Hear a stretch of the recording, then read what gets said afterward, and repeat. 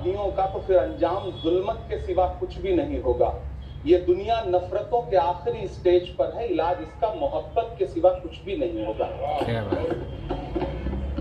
मैं भावुक हूं, मेरी पलकें गीली हैं।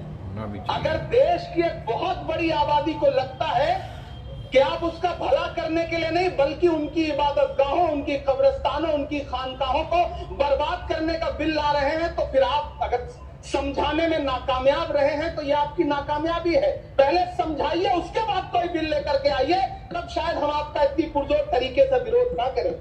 लेकिन सभापति महोदय, मैं अंत में सिर्फ इतना कहना चाहता हूं कि इस बिल में जो भी पॉइंट्स दिए गए हैं, बॉम्सी पोर्टल देख लीजिए, सरकार का झूठ आपको पकड़ में आ जाएगा। हम डरे नहीं हैं, हम सिर्फ सरकार से अपील कर रहे हैं कि हमें अपना समझिए।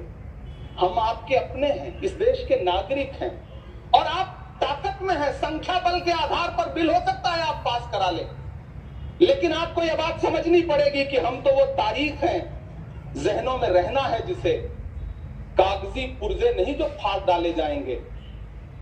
जिस जमीन पर मैं खड़ा हूं ये मेरी पहचान है। आप आंधी हैं तो क्या मुझको उड़ा ले जाएंगे? आपको ये बात समझनी पड़ेगी।